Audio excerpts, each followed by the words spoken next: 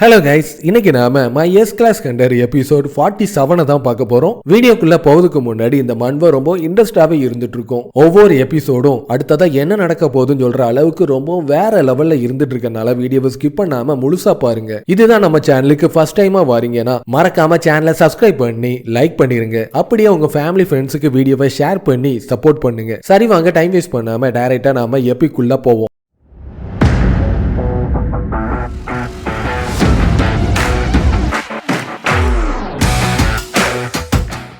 Eugene டஞ்சனை விட்டு வெளியே வரும்போது அவனோட ஃபேண்ட் கிழிஞ்சிருக்கிறனால சங்கோட ஜாக்கெட்டை கவர் பண்ணி இருக்கிறத பார்த்தோன்னே ஜூபிட்டர் கில்டு மாஸ்டரா இருக்கிற சங்கோட ட்ரெஸ் எதுக்காக உன்னோட ஃபேண்டை சுத்தி இருக்கு நான் தெரிஞ்சுக்கலாமா? அந்த மாதிரி எதுவுமே கிடையாது, அது எல்லாமே நல்லா தான் இருந்துட்டு இருக்கு, நான் கொஞ்சம் ஃபேஷனுக்காக தான் இந்த மாதிரிலாம் பண்ணிட்டு இருக்கேன்னு மழுப்பிட்டு இருப்பான். அப்ப யூஜினோட கண்ணில் இருந்து அவனோட பெட்டா இருக்கிற ஃபயர் லிசார்டு டைரக்டா போய் அவனோட ஸ்டோரி எல்லாத்தையுமே அன்கவர் பண்ணதுக்காக அந்த ஜாக்கெட்டை எரிச்சோனையே ஏற்கனவே அவனோட ஃபேண்ட் எல்லாமே காயம் போட்டு ரத்த கரையா இருந்துட்டு இருக்கும், கிழிஞ்சி கந்தல் குளமா இருந்துட்டு இருக்கனால பாக்குறவங்க கண்ணு கூசிடக்கூடாதுன்னு பீஸ் உடனே போய் அதோட பாடியை பயன்படுத்தி மறைச்சிட்டு இருக்கும். உன்னோட ஃபேண்ட்ல எப்படி ரத்தம் வந்துச்சுன்னு கொஞ்சம் சொல்ல முடியுமா? நீ நினைக்கிற மாதிரி பெருசா எதுவுமே நடக்கலன்னு பேசிட்டு இருக்கும் போதே ரெண்டு எஸ் கிளாஸ சேர்ந்த சங்கு லெட்டி எல்லாருமே ஒன்னா சேர்ந்து அங்க இருந்து அதிகமான சூடோன் கில்ட சேர்ந்த மெம்பர்ஸ் எல்லாத்தையுமே கைத்தாக்கல கெட்டி வெளியே கொண்டு வந்துட்டு இருக்க. கைஸ், இங்க என்ன நடந்துச்சு? ஏதோ ஒரு டஞ்சன் பிரேக் ஏற்பட்ட அளவுக்கு இந்த இடமே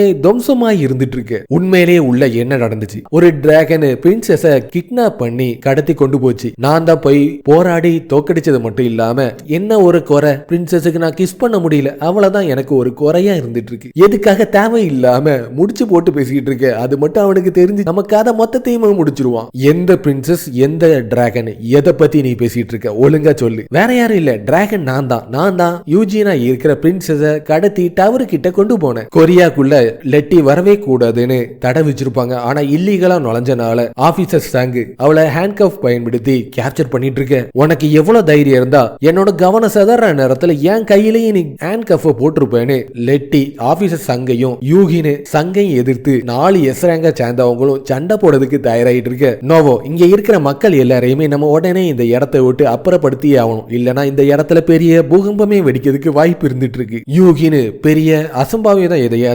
உருவாக்கிடக்கூடாதுன்னு டக்குன்னு யூஜின் ஐடியா பண்ணி எனக்கு வீட்டுக்கு போகணும்னு ரொம்ப ஆசையா இருந்துட்டு இருக்கு, எனக்கு தனியா இருக்கிறது ரொம்ப பயமா இருக்கிறனால ப்ளீஸ் என்ன வீட்டுக்கு கூட்டிட்டு போக முடியுமா? நீ என் கூட இருந்தா மட்டும்தான் என்னால ரொம்ப அமைதியா இருக்க முடியும்னு ரொம்ப பயங்கரமான சிச்சுவேஷனை ஈஸியா அவன் கவர் பண்ணி யூகினோட கவனத்தை திருப்பிட்டு இருக்க. லெட்டி, நீயும் இங்க இருந்து அமைதியா கிளம்பி உன் மேல இருக்கிற பனிஷ்மெண்ட் எல்லாத்தையுமே கிளியர் பண்ணி நல்லபடியா திரும்பி வந்தீங்கன்னா நான் ஏற்கனவே உனக்கு ப்ராமிஸ் பண்ண மாதிரி உன்னோட பெட்ஸ் எல்லாத்தையுமே நல்லபடியா நான் பாத்துக்க வேண்டியது என்னோட பொறுப்புன்னு சொன்னோன்னு என்னோட டார்லிங் சொல்றனால நான் எல்லாத்தையுமே கேட்டு நடக்கேன், இல்லன்னா உன் கதையை நான் மொத்தமா முடிச்சிருவேன்னு அமைதியா லெட்டி அங்க இருந்து கிளம்பிட்டு இருப்பா. கொஞ்ச நேரத்துக்கு முன்னாடி ஒரு 4 எஸ்ரங்கர் சேர்ந்தவங்க இந்த இடத்தையே பூகம்பம் பண்ற அளவுக்கு அலப்பற பண்ணதுக்கு தயாரா இருந்தாங்க. லெட்டி என்னன்னா இது வரைக்கும் ஒரு யார் பேச்சையும் கேட்டு நான் கேள்விப்பட்டதே கிடையாது. அப்படி இருந்தும் ஒரு சாதாரண எஃப் கிளாஸா இருக்கிற யூஜின் எஸ் கிளாஸ சேர்ந்தவங்க எல்லாருமே தன்னோட கையில வச்சுட்டு இருக்கான். உண்மையிலேயே இவன் யாருன்னு நோவாவும் ஆபீசர் சங்கும் ஆச்சரியமா பார்த்துட்டு இருக்க.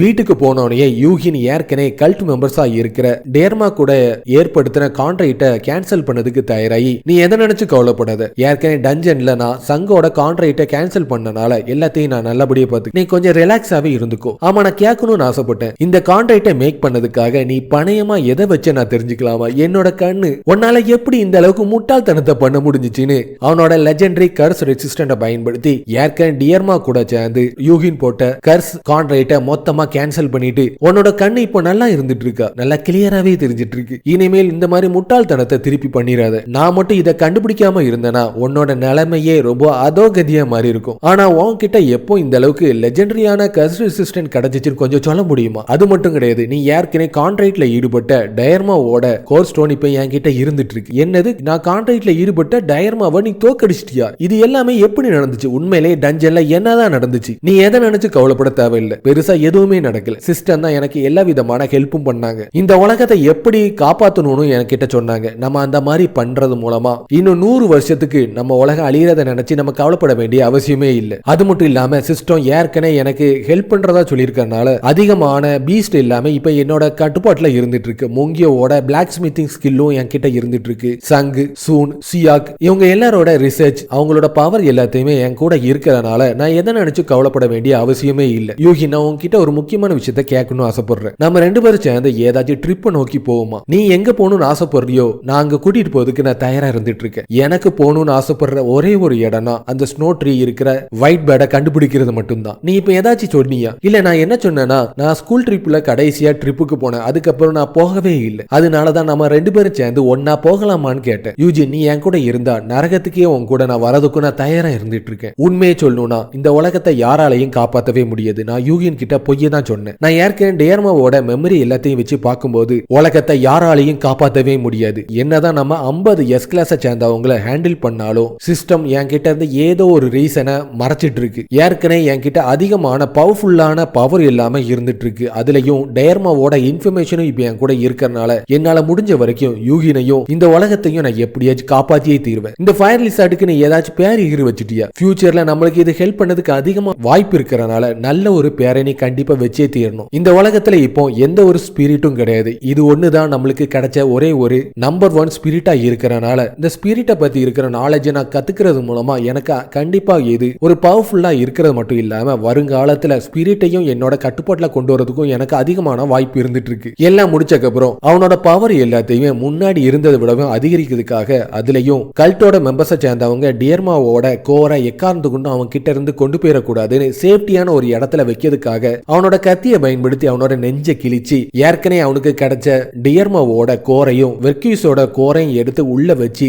சீல் பண்ணோன அந்த பவர் எல்லாமே அவனுக்கே சொந்தமா மாறிட்டு இருக்கும். அந்த வலி எல்லாத்தையுமே ஹீல் பண்ணதுக்காக உடனே ஹீலிங் போஷன் எடுத்து குடிச்சிட்டு இருப்பான். அங்க ஏதோ யூஜினுக்கு பயங்கரமான விஷயம் ஏதோ நடக்குன்னு நினைச்சு பயந்து பீஸ் அந்த இடத்தையே உடைச்சிட்டு யூஜின் கிட்ட வந்து பயந்து அழுதுட்டு இருக்கும். என்னோட பிளட்டோட ஸ்மெல் ஏற்பட்டனாலதான் பீஸ் ரொம்ப பயத்துல என்ன நோக்கி வந்துட்டு, நீ கவலைப்பட வேண்டிய அவசியமே இல்லை, உன்னோட டேடி நல்லா தான் இருந்துட்டு இருக்கேன். ஏற்கனவே விக்யூசி டியர்மாவோட கோரை அவனோட உடம்புக்குள்ள அவன் சிங்க் பண்ணனால அவனோட பவர் முன்னாடியே விடவும் அதிகரிச்சது மட்டும் இல்லாம லெஜெண்டரி லெவல்ல இருக்கிற ஃபைனல் கிராட்டிடியூட் சொல்ற ஒரு புது ஸ்கில் அவனுக்கு கிடைச்சிருக்கும். இந்த பவரை யூஸ் பண்றது மூலமா அவனை தவிர மத்தவங்க எல்லாருக்குமே அவனோட பவரை டபுளாவும் ட்ரிபிளாவும் ரைடிங் பண்றது மூலமா அவங்களோட பவரை முன்னாடி இருந்ததை விடவும் 10 மடங்கு அளவுக்கு ரைஸ் பண்ணக்கூடிய அளவுக்கு இந்த ஸ்கில் ரொம்ப பிரமாதமா இருந்துட்டு இருக்கு. அதுலயும் இதுக்குன்னு எந்த ஒரு டியூரேஷனும் இருக்காது. சாதாரணமா 7 நாளைக்கு அந்த பவர் அவன் உடம்புக்குள்ள ஒரு வாட்டி ஆக்டிவேட் பண்ணிட்டா நிலைச்சு நிக்கும் சொல்ற விஷயம் அவனுக்கு தெரிய வந்தோன்னு கண்டிப்பா வருங்காலத்துல இது நல்லபடியா எனக்கு ஹெல்ப்ஃபுல்லா இருக்குன்னு எனக்கு நம்பிக்கை இருந்துட்டு இருக்குன்னு அவன் யோசிச்சுட்டு இருப்பான். அடுத்த நாள் லெட்டி அவளோட பனிஷ்மெண்ட் எல்லாமே முடிஞ்சு ஃப்ரீடம் கிடைச்சோன சந்தோஷமா வெளியே வந்துட்டு இருப்பான். சூடம் கில்டோட கில்டு மாஸ்டரா இருக்கிற கின்சோ யூனு அதிகமான தப்பு பண்ணிருக்கிறதுனால எஸ் கிளாஸ் அண்டர்ஸுக்குனே உருவாக்கப்பட்ட டிடெக்ஷன் சென்டர்ல அவனை கேப்சர் பண்ணி வச்சிட்டு இருக்க. ஆனா எம்கிசி கில்ட சேர்ந்த சோயை மட்டும் அவங்க விடுதலை பண்ணிருப்பாங்க. அப்புறம் நீங்க சோய்க்கு எந்த விதமான பனிஷ்மெண்ட் கொடுக்க போறது கிடையாதா? அவனை சிறைக்கு கொண்டு போய் கொஞ்ச நேரத்திலேயே அவன் அங்க இருந்து காணாம போயிட்டான். எனக்கு தெரிஞ்ச வரைக்கும் எம்கேசி கில்டு மாஸ்டரா இருக்கிற சோய் ஐஆர்எஃப் கூட சேர்ந்து கொஞ்சம் நெருக்கத்துல இருக்கிறனால அவங்க கரப்ஷன் அடிப்படையில தான் அவனை அங்க இருந்து ரிலீஸ் பண்ணிட்டாங்க. தேவையே இல்லாம அசோசியேஷனை சேர்ந்தவங்க என்னோட வழியில தலையிட்டு இருக்காங்க. அதுலயும் அசோசியேஷனோட ஹெட்டா இருக்கிறவனுக்கு டஜனை பற்றி ஒரு மண்ணும் தெரியாது. ஏற்கனவே கரப்ஷனை பயன்படுத்தி பொலிட்டிக்ஸ் மூலமா அங்க இருந்து ஹண்டர்ஸோட வாழ்க்கையில விளையாடிட்டு இருக்கான். இது எல்லாத்துக்குமே நான் உங்ககிட்ட மன்னிப்பு கேட்கணும்னு ஆசைப்படுறேன். அசோசியேஷன்ல சேர்ந்த ஐஆர்எஃப் சேர்ந்தவங்க எடுக்கிற முடிவுக்கு ஃபாலோ பண்ணி நடந்தா ஆகணும். இதுல உங்க மேல எந்த ஒரு தப்பும் கிடையாது. ஆனா எனக்கு ஒண்ணு மட்டும் புரியவே மாட்டேது. எஸ் கிளாஸா ரொம்ப பவர்ஃபுல்லா இருக்கிற இவன் ஐஆர்எஃப் சேர்ந்தவங்க தப்பான டிசிஷன் எல்லாத்தையுமே மேக் பண்றதை பார்த்தும் எதுக்காக அவங்கள இவன் ஃபாலோ பண்ணிட்டு இருக்கான்? நான் இதுக்கு முன்னாடி கேள்விப்பட்ட வரைக்கும் பார்க்கும்போது எஸ் கிளாஸை சேர்ந்தவங்க தனியாவோ இல்ல ஒரு கில்டுல லீடராவோ இருக்கக்கூடிய திறமை அவங்களுக்கு இருந்துட்டு இருக்கு. அப்படி இருந்தும் எதுக்காக தேவையே இல்லாம இந்த கரப்டடான ஆர்கனைசேஷன்ல இவன் ஒரு மெம்பரா இருக்கணும்னு ஆசைப்படுறான். நீங்க மட்டும் அசோசியேஷனோட பிரசிடென்டா இருந்தா எவ்வளவு நல்லா இருக்கும். நான் என்ன சொல்ல வந்தேன்னா மத்த எஸ் கிளாஸை சேர்ந்தவங்க எல்லாருமே ஒரு ஹையான பொசிஷன்ல இருந்துட்டு இருக்காங்க. உங்ககிட்ட அதிகமான பவர் இருந்துட்டு இருக்கு. அதை பயன்படுத்துறது மூலமா அதுலயும் நீங்க ரொம்ப நேர்மையா இருக்கிறனால அசோசியேஷனோட ஹெட்டா நீங்க மட்டும் இருந்தீங்கன்னா அண்டர்ஸா இருக்கிற எங்களுக்கு எல்லாம் எவ்வளவு நல்லா இருக்கும். யாருமே கரப்ஷன்ல ஈடுபடவே மாட்டாங்க. உங்களை மாதிரி நேர்மையாவும் இருப்பாங்க. ஹண்டர்ஸா இருக்கிற எங்களுக்கும் அதிகமான பெனிஃபிட் எல்லாமே கிடைக்கும். ஆனா இவனை பொறுத்த வரைக்கும் ஒரு பப்ளிக் சர்வெண்டாவே இருந்து அவனோட பவர் எல்லாத்தையுமே மறைச்சு அவனோட ஐஆர்எஃப்ஸ்க்கு ஒரு நாய் மாதிரி இருக்கணும் தான் ஆசைப்பட்டு இருக்கான். இதே சூழ்நிலை போச்சுன்னா அண்டர் அசோசியேஷனை சேர்ந்தவங்க ஹண்டர்ஸை கேவலப்படுத்துறது மூலமா இந்த உலகமே நான் நினைச்சதை விடவும் சீக்கிரமாவே அழிஞ்சிரும். ஆபீசர்ஸ் தாங்க, நீங்க இது எல்லாத்தையுமே வேண்டாம் சொல்றீங்கன்னா ஒருவேளை கல்ட்டு சேர்ந்தவங்க கூட உங்களுக்கு தொடர்பு இருக்கான்னு அவன் கேட்டு முடிக்கிறதுக்கு முன்னாடியே குயின்சோ யூனை ஏற்கனவே ஸ்பெஷல் டிடெக்ஷன் சென்டர்ல கேப்சர் பண்ணி வச்சிருப்பாங்க. அந்த இடத்தை யாரோ உடைச்சு தப்பிச்சு போற மாதிரி அவனுக்கு ஒரு எமர்ஜென்சியான மெசேஜ் ஒன்னு கிடைச்சிட்டு இருக்கும். அப்பனா யூன் அங்க இருந்து தப்பிச்சு போக போறானான்னு அவன் பார்த்து ஷாக் ஆயிட்டு இருக்கும் போது உடனே எரிமு கதவை திறந்துட்டு அந்த இடத்துல அவசரமா ஓடி வர்றதை பார்த்தோன்னே ஸ்பெஷல் டிடெக்ஷன் சென்டர்ல எமர்ஜென்சி ஏற்பட்ட விஷயம் உனக்கு தெரிஞ்சு போச்சா? ஏதாச்சும் பிரிசனர் அங்க இருந்து தப்பிச்சு போயிட்டானா? அதனாலதான் நீ இந்த அளவுக்கு அவசரத்துல ஓடி வந்துட்டு இருக்கியா? உண்மையே சொல்லணும்னா அந்த ஸ்பெஷல் டிடெக்ஷன் சென்டரை நோக்கி நம்ம கில்டு மாஸ்டர் அங்க போயிருக்காங்க, அதனாலதான் இந்த அளவுக்கு பூகம்பம் நடந்துட்டு இருக்குன்னு அவன் சொல்றது எல்லாத்தையுமே கேட்டோன்னே அவ்வளவுதான், நம்மளோட கதை மொத்தமா முடிஞ்சு போச்சு. பார்த்து ஷாக் ஆயிட்டு இருப்பான். இதோட இந்த எபிசோடு முடிஞ்சிரும். சோ கண்டிப்பா இந்த வீடியோ உங்களுக்கு பிடிச்சிருக்கும் நம்புறேன். அப்படி பிடிச்சிருந்துச்சுன்னா மறக்காம சேனலை சப்ஸ்கிரைப் பண்ணி லைக் பண்ணிருங்க. அப்படியே உங்க ஃபேமிலி ஃப்ரெண்ட்ஸுக்கு வீடியோவை ஷேர் பண்ணி சப்போர்ட் பண்ணுங்க. அடுத்த ஒரு சூப்பரான வீடியோல சந்திப்போம். பாய்.